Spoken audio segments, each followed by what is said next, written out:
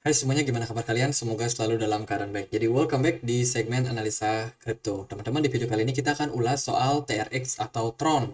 Sesuai dengan requestan teman-teman di kolom komentar ini dari Hendrik Lei. Katanya minta dibahas soal Tron. Kok bisa yang lain pada merah, Tron hijau sendiri? Makasih.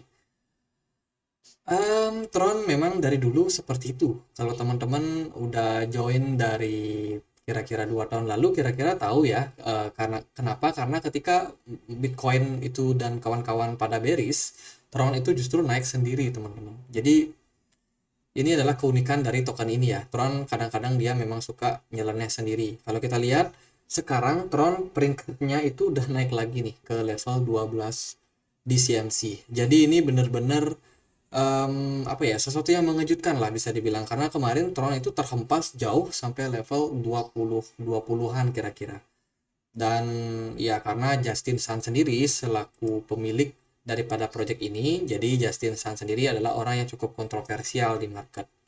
Dia digadang-gadang sebagai salah satu market maker juga, teman-teman. Jadi dia adalah pengusaha yang cukup kaya, mendirikan berbagai usaha. Salah satunya ada BitTorrent, Tron, kemudian Huobi Global Exchange ya. Jadi itu punyanya Justin Sun, dan Justin Sun sendiri beberapa kali kena kasus. Jadi ini benar-benar nyentrik sih orang ini. Makanya Tron sendiri juga bergerak nyentrik, teman-teman. Dia kadang-kadang melawan arus. Ya, padahal market-market yang lain pada turun, tapi Tron sendiri bisa tetap survive. Jadi kalau kita lihat, Tron ini memang project yang sebenarnya diciptakan untuk transaksi. Saya pribadi jujur sangat senang melakukan transaksi dengan Tron. Kenapa? Karena biayanya sangat murah, teman-teman. Dan juga kecepatan transaksinya juga lumayan. Kalau teman-teman kunjungi langsung di Tron Scan, teman-teman akan melihat di sini banyak sekali transaksi yang sedang terjadi. Per detiknya itu banyak sekali transaksi baru yang muncul, teman-teman.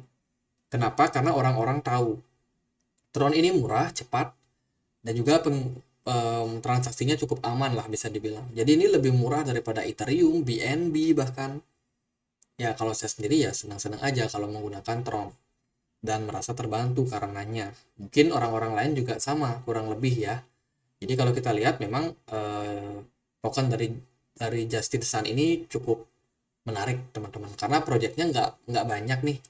Proyeknya Tron ini nggak banyak, dan juga ya termasuk gitu-gitu aja sebenarnya. Tapi memang secara pergerakan harga dia cukup stabil.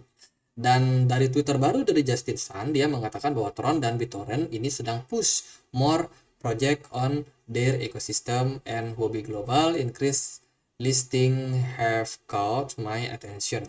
Jadi sekarang Justin Sun sedang berfokus sama pengembangan project dari Tron dan juga BitTorrent.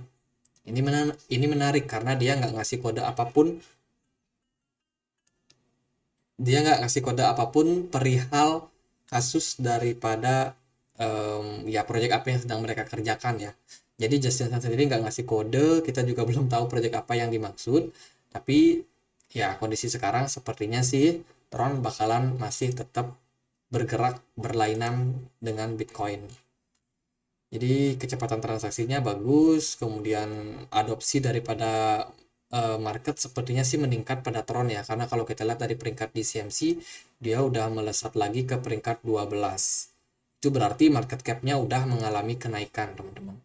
Jadi untuk posisi sekarang saya rasa bakalan cukup positif lah buat Tron. Kemudian untuk supply maksimumnya Tron ini nggak ada. Jadi untuk peredaran supply yang saat ini ada yaitu sekitar 90 miliar koin.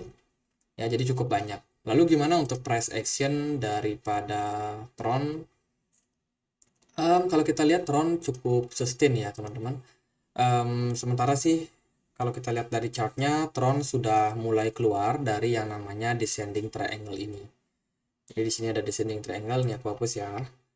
Aku hapus, dan posisi Tron sudah berhasil breakout, which is sebenarnya positif. Dan juga sementara Bitcoin masih bergerak sideways ya, tapi lebih volatile, Tron justru bergerak sideways dengan posisi stabil, bahkan cenderung menguat, teman-teman. Jadi sorry ya, ini ada gangguan sedikit. Jadi kalau kita lihat dari proses pergerakan dari Tron itu agaknya mulai menguat, teman-teman. Jadi kalau kita perhatikan volume smart money juga masih cukup oke, kemudian dari volume perdagangan juga masih cukup oke untuk Tron. Saya rasa sih ke depan ini bakalan punya pengaruh, Bitcoin bakalan punya pengaruh dalam jangka waktu pendek. Kenapa demikian? Karena kalau menurut saya ada beberapa data yang cukup penting untuk kita dapatkan setidaknya minggu-minggu ke depan. Yang pertama, data inflasi Amerika Serikat itu akan berdampak sama Bitcoin ya. Bitcoin akan mempengaruhi exchange-exchange yang lain, koin-koin yang lain juga, teman-teman. Dan Tron sendiri itu biasanya bergerak memang agak liar. Tapi meskipun liar, biasanya volatilitasnya juga nggak terlalu tinggi. Kalau kita lihat dari belakangan, memang Tron ini cenderung agak stabil. Volume perdagangannya pun juga stabil ya. Nggak yang gede-gede banget seperti di tahun 2021 kemarin. Jadi kalau kita lihat secara teknikal, sebenarnya posisi Tron ini cukup menarik.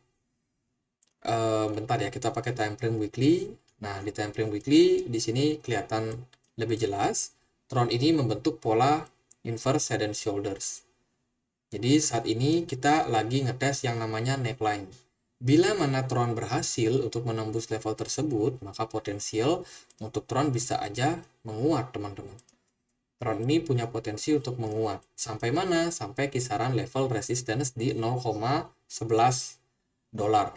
Ya, di sini ada resistance dan cukup make sense kalau menurut saya untuk Tron kembali menguat bila mana dia berhasil menembus level 0,07 dolar buat saat ini.